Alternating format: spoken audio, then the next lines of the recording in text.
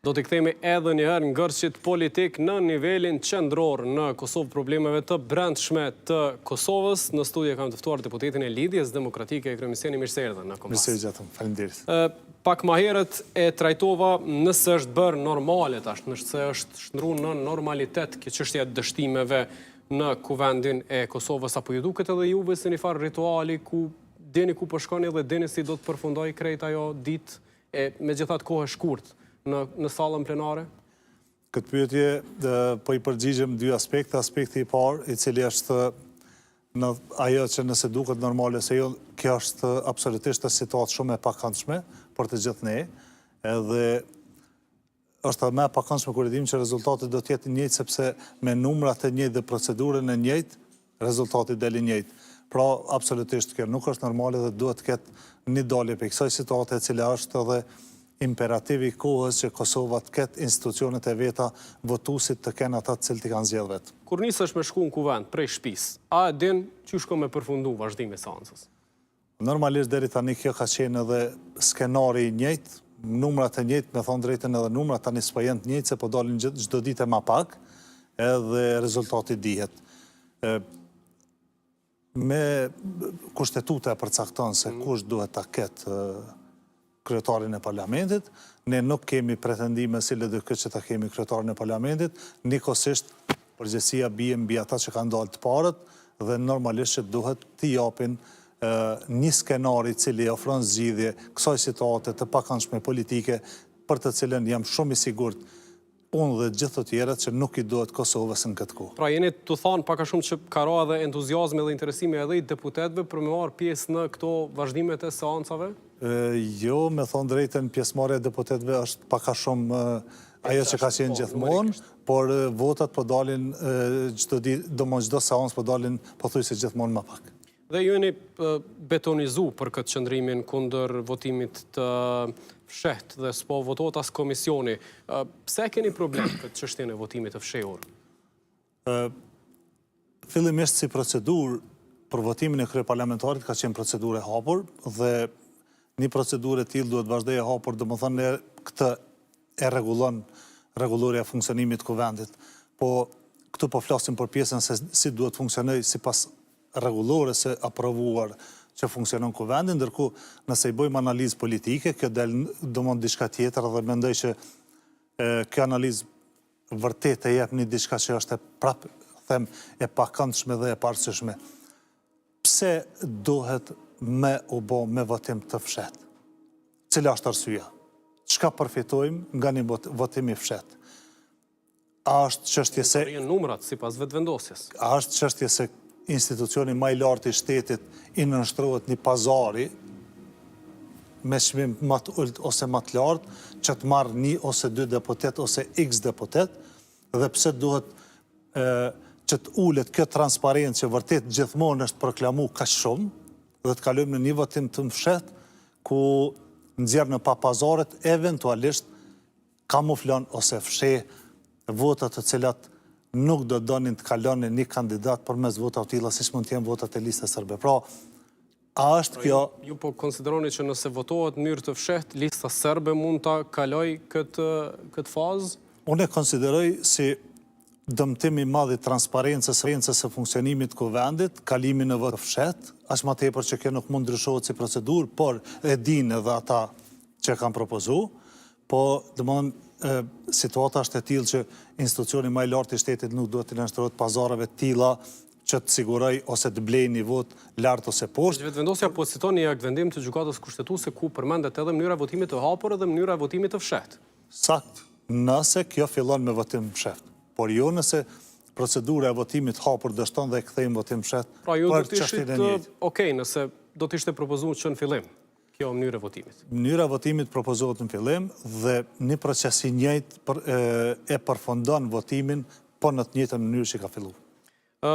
Në këtë rast vetvendosja thotë që ka deputet të partive të tjera që publikisht nuk mund ta tregojnë për krahin e tyre, për kandidatën e tyre për kryetarët e kuvendit, sepse kanë trysni, kanë presion prej kolegëve bashkëpartijak. A ka të tillë në lidhjen demokratike? A besoni që ka? Unë mendoj që në mënyrë të veçantë po flas për lidhjen demokratike, nuk besoj që ka asnjë lloj presioni. është koncepti politik ai që i bën bashkë aty, biles është shumë e njohur që Lidhja Demokratike ka një demokraci të mbrëmshme për cilën jam shumë i sigurt që është për lakmi, edhe jam shumë i bindur që kjo është shumë e shëndetshme edhe për një pluralizëm politik në të cilin sot Kosova është. Kjo nuk është që është kultivu sot, kjo është pjesë e traditës funksionimit LDK-s dhe nuk bëhet fjala për asnjë lloj presioni, bëhet fjala për një koncept politik për cilin ne mendojmë që atë që e kemi thonë në fushat, jemi duke e vepruar sot. Ne kemi ardhur, të më thonë, në këtë rezultat me këta 20 deputet që kemi sot, pas një fushate që kemi zhvillu, që vërtet ka qenë e shoqënuar me një program politik i cili në esencë nëse fiton të LDK-ja do të ishte edhe program qeverisës 4 vjeçar, që përmban në vetvete zhvillim, rritje pagash dhe të tjera që jep përgjigje probleme në Kosovë, dhe çka është me rëndësi dua të elaboroj këtë pjesë pak më ndryshe. Ne kemi pas shumë kërkesa për takime në familje dhe çka ndodh? Shkon e takon familje, kur shkon një familje dhe e gjen një pritje të ngrohtë dhe bisedon shumë miqësisht mes anëtarëve të familjes, që domethënë e deklaron përkrahjen politike për ty gjatë fushatës elektorale, në të cilën ti premton se bashkëpunimi është i zorshëm dhe pothuajse i pamundshëm mes këtyre dy koncepteve politike dhe tani po jap disa për arsyeve që gjatë fushatës ju thua që e kemi të pamundur bashkëpunimin, ndërkohë që pas fushatës për një copë pushtet, më falni se po e ndërroj mendjen se s'pas ka qenë ashtu. Normalisht që ky bashkëpunim shoqënohet edhe me disa arsye për cilat po i numëroj disa nga ato këtu. Lidhja Demokratike e Kosovës është partia vetme e cila ka hyrë në fushat elektorale me një program të punuar rreth një vit nga gjithë ekspertë që kemi pas, të fushave të ndryshme mbi 200. Dhe merr ftesën për bashkëpunim nga një parti politike e cila dele para në zgjedhje, por ka qeveris për 4 vjet pa program politik, pa program qeveritar, dhe në fond hynë në fushat pa program, dhe sot prap pa program vazhdohet, pa program qeveris, si pret që nga kandidati tillë mundesh me inkorporu dhe me realizu planin e funksionimit shtetit që ne kemi parapo për 4 vjet, me një kryeministër i cili për 4 vjet se ka pas asë edhe programin e vetë qeverisë, se s'po flasim edhe në fushat. Pra, kjo është një prej pengesave kryesore. Është dhe më thonë komplet një koncept të ndryshe dhe normalisht nuk është e vetmja, është edhe atmosfera, situata e krijuar edhe gjatë fushatës edhe pas, po njëkohësisht edhe gjatë mandatit 4 vjeçar që është qeverisë me një arrogancë numrave për cilën vërtet nëse i shfrytzu për mirë me një vendimarrje 100%, me dhe më thonë më tepër se gjysmën e deputetëve, po të kish pas një program politik dhe një qasje konstruktive, qoftë në shfrytëzimin e buxhetit, qoftë në projektet cilat janë të rëndësishme, jam shumë i sigurt që kishin bën një diferencë dhe kjo diferencë vërtet kishte dhënë rezultate dhe jeta e qytetarëve nuk do të ishte siç është sot, por do të ishte shumë më e mirë. Do thotë jo nuk përshtateni si subjekte, Lidhja Demokratike dhe Lëvizja Vetëvendosje. Janë komplet programe të ndryshme, ne kemi premtuar rritjen e pagave prej koeficientin 150 javën e parë, ndërkohë që kjo s'është përmend diku tjetër. Përveç asaj ne kemi pa dhe rritjen e çmimit koston e jetesës dhe kjo për shembull e kemi rritjen e energjisë elektrike, pra shtrëngtimin e saj, dhe nuk është vetëm shtrëngtimi problem. Është shumë interesant se në atë kauzën e madhe, kur dhe më thonë gjithmonë është premtuar një qeverisje me duar të pastra, jam shumë i bindun, sepse ka dyshime serioze që ka shumë mundësi që kjo pjesë e energjisë elektrike, pra kjo fush, do të na nxjerr një nga skandalet më të mëdha korruptive të pas luftës në Kosovë, dhe këto dyshime normalisht që i kemi pa dhe vetë, dhe më thonë ku... Do të trajtojmë në aspektin profesional pak më vonë këtë temën e energjisë, veç nëse ju thoni nuk përshtatemi me Lëvizjen Vetëvendosje, Albin Kurti, kryetari i kësaj partie, tha që është një koalicion që është i natyrshëm të ndodhi pari me tretin po tu e interpretu edhe dëshirën e të dy elektorateve, edhe tuajin edhe të lëvizjes vetëvendosje që koalicioni qeveritar t'jeti përbërë prej LDK-s dhe LVV-s. Ne kemi marrë disa ftesa, po edhe kemi dhënë përgjigje për to. Normalisht që zoti Kurti ka shpreh preferencën e tij, por nga këto arsye që thashun, është tepër me rëndësi me majt fjalën karshi elektoratit tënd dhe të i parë rrethonat me cilat ka funksionuar qeverisja 4 vjeçare, ku kanë mungu projektet e mëdha që do të bënin ndryshimin e Ju i keni thënë elektoratit që nuk do të bashkëpunin me vetëvendosjen. Albin Kurti po thotë që elektorati i LDK-s na do neve në partneritet me LDK-n. Nuk e pas kam na info që zoti Kurti e pas ka një linjë veçantë komunikimi me elektoratin tonë dhe komunikon çdo natë me këta 170.000 votues që kemi ne. Pra nuk është i saktë interpretimi dhe ajo përmbajtja edhe në letër ku e fton Abdigjikun për t'u takuar për lidhur edhe koalicion. Në atë letrën me ato elemente disi të çuditshme që kemi pas si ftesë, normalisht që aty shprehen preferencat, diku konstatimet, diku edhe na parashikon si Nostradamus se çka kemi bën të kaluamën duhet me bë edhe sot, por përgjigjja ka qenë se mungojnë sot numrat edhe opozita të bëjnë një qeveri, njëkohësisht lëvizja vetëvendosje, pra me rrethonat atmosferën e krijuame, krijon një mosbesueshmëri ndaj të partnerëve ndaj tyre dhe normalisht hezitojnë bëjnë koalicione me të. Kë e doni ju, zoti Seni, në partneritet dhe kë e do elektorati juaj në një partneritet potencial qeverisës? Elektorati ju ne ka dhënë mesazhin e qartë dhe kemi treguar gjatë fushatës, po themi edhe sot.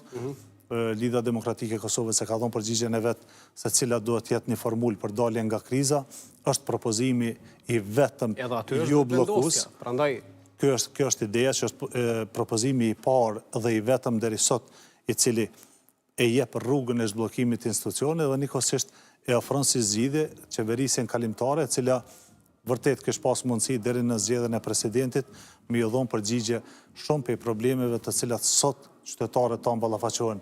Ndërto rritja e kostos jetesës, ndërto është rritja e çmimit të energjisë elektrike, kthimi i këtij vendimi në siç ka qenë pra anulimi i tij, rritja e pagave dhe vendime tjera të cilat në mënyrë shumë në një afat shumë të shkurt kohor kanë mundësi me i dhënë përgjigje problemeve të qytetarëve siç është kosto e lartë e jetesës dhe probleme tjera. Po qysh mund të jetësohet kjo ideja juaj, zoti Seni, kur ju konsideroni që nuk do të kishte partneritet efektiv mirë kuptues ndaj njëri tjetrit vetëm me 2 parti, mendoni që 4-5 parti do të mund të funksiononin si në një qeveri edhe pse tranzicionale? Absolutisht po. S'po themi 4-5. Mund të realizohet kjo? Kjo mund të realizohet me një plan të qartë veprimit, me një afat të caktuar. Janë 4-5 parti politikë, është vetëvendosja, LDK-ja, PDK-ja, AK-ja dhe nisma, që tashmë ka gjasë që do të formojë edhe grup të vetin parlamentar. Për janë 5 parti shqiptare. Nuk janë 4 ose 5, po janë 5. Këto deshta me thonë, dhe me thonë jo 4-5, po 5, dhe këto 5 parti me një marrëveshje të qartë, të funksionimit me afat caktuar, njëkohësisht para marrëveshjes finale ku do të përcaktoheshin prioritetet e kësaj qeverisje kalimtare, dhe me thonë me afat caktuar, deri në zgjedhjen e presidentit, cilat kishin me qenë vendimet prioritare, cilat kishin me qenë vendimet e para që ne e konsiderojmë jashtëzakonisht të rëndësishme që nga vendimet e para tjetë në këtë marrëveshje edhe rritja e pagave dhe pra vendimet të cilat ndikojnë në uljen e kostos jetesës, që direkt do të ndikon të në përmirësimin e cilësisë jetës.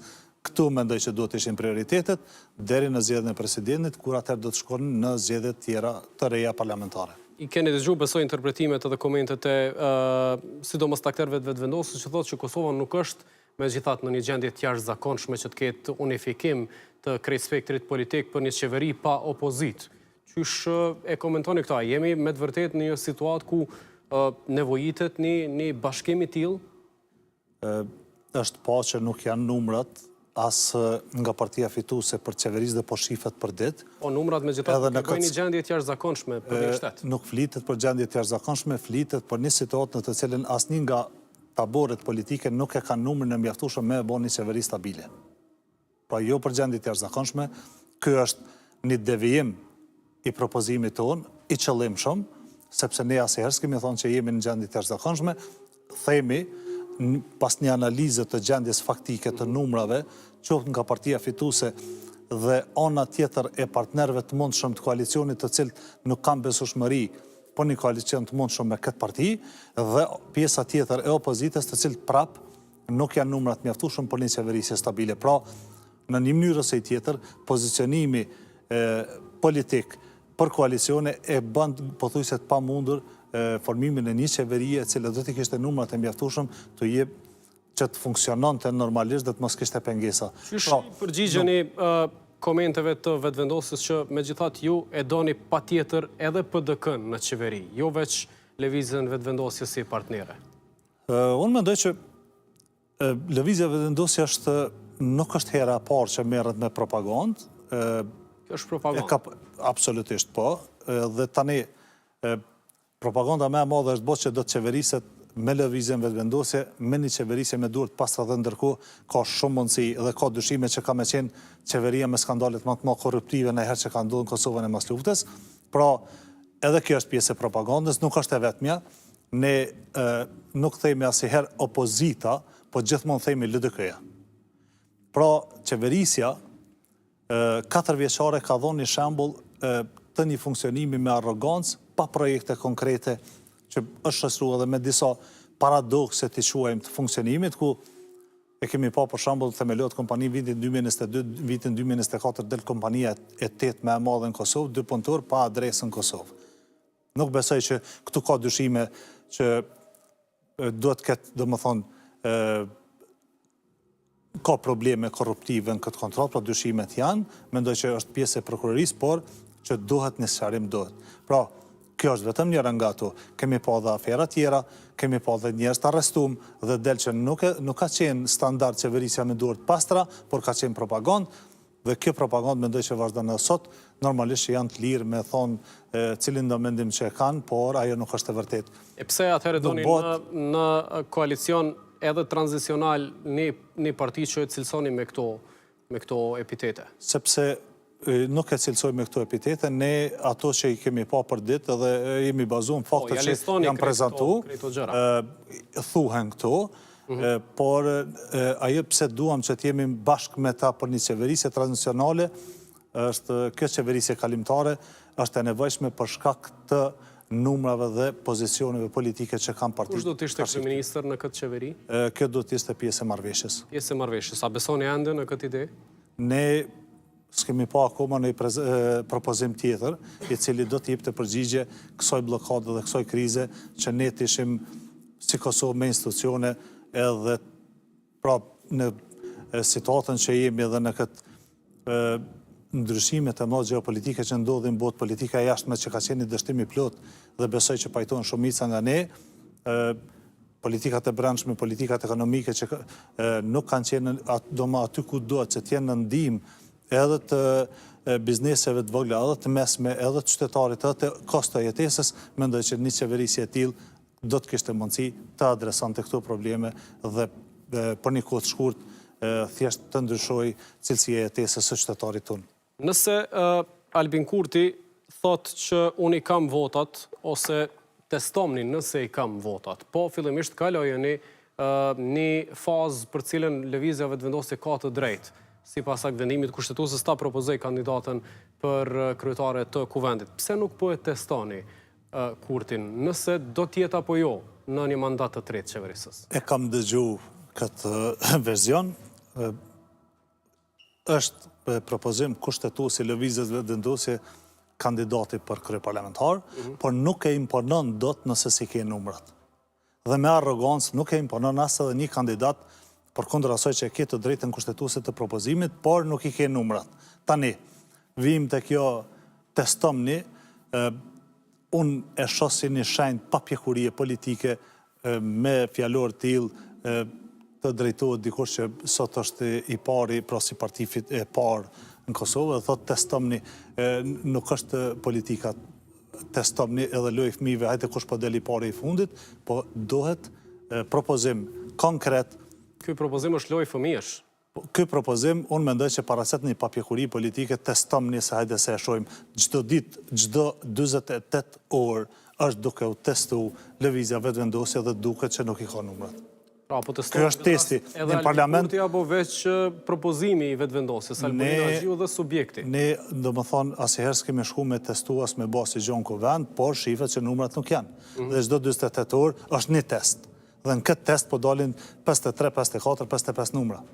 Dhe kjo është testimi. Në kuvend bëhet testimi këtyre dhe në kuvend janë numrohen vota dhe këto vota nuk po shihen. Siç duket, nëse nuk lëviz ndonjë rapal, nuk do të ketë as marrëveshje, as dalje prej kësaj situate. E përmendi presidentja Osmanin një mundësi për t'ju drejtuar gjykatës kushtetuese lidhur me këtë çështje. Besoni që aty mund të dalë ndonjë zgjidhje potenciale?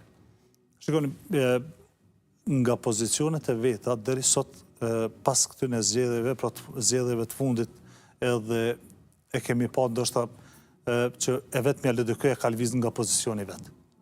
E vetmja LDK ka dalë me një propozim se si mund dilet nga kjo blokad, që nuk është krizë, po blokad, dhe do mos kemi pa një propozim tjetër nga parti tjera.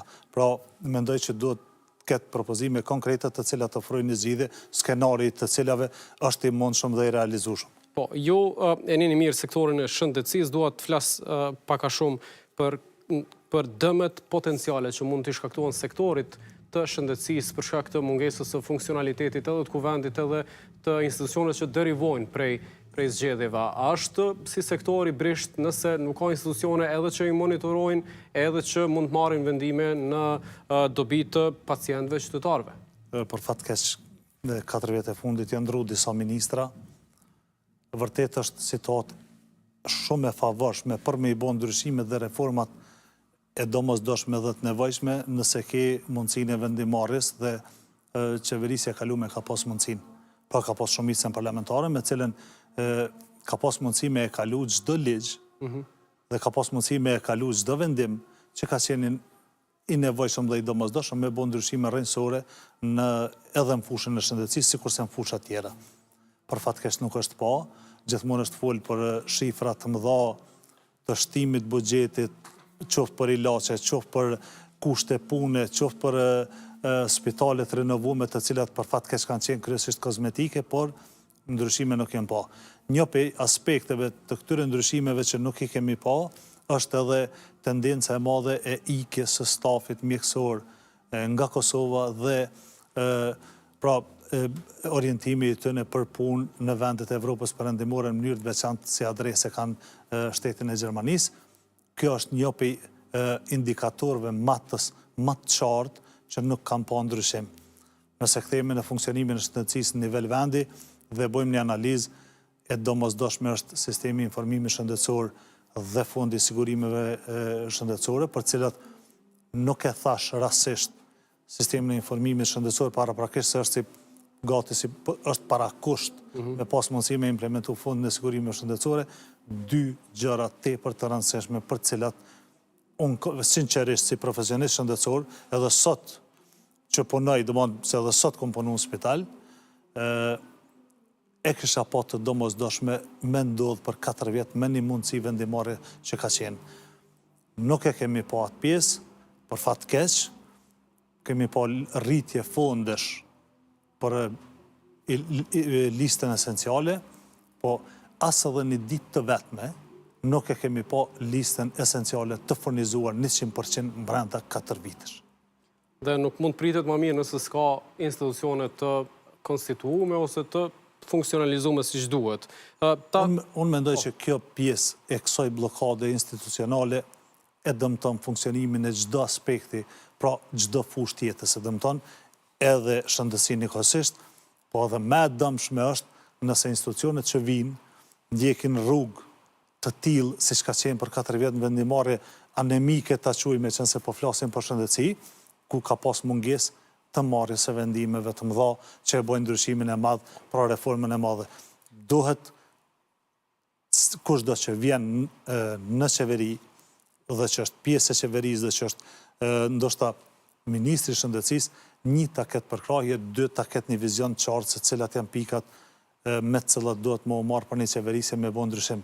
Pa fond sigurimeve dhe pa sistem të informimit shëndetësor, ka me qenë problem reformimi i thellë dhe po flasim vetëm për 2 pika, se ka dhe shumë të tjera. Investimin staf, në infrastrukturë, konform asaj që është si nevojë imediate sot e kohës dhe nikosisht në strategji si plan afat mesëm dhe afat gjatë. Për fund, jemi në një vit të një procesit të dyfisht zgjedhor, i krytëm zgjedhjet e përgjithshme nëse nuk na bjen me i përsërit sërish siç po aludohet nga njëherë, po jemi para një procesit të zgjedhjeve lokale, si LDK keni treguar që keni fillu me gjithat përgatitjet për zgjedhje në për komuna, a mund ta konfirmojmë sërish se jeni pjesë e garës për kryetarët e PD-s? Lidhja Demokratike e Kosovës e ka fillu procesin e kandidimit të kandidatëve për kryetar komunash. Si LDK ne jemi partia e parë në zgjedhjet lokale, me numër komunash dhe me numër të asamblezëve dhe me numër të votave.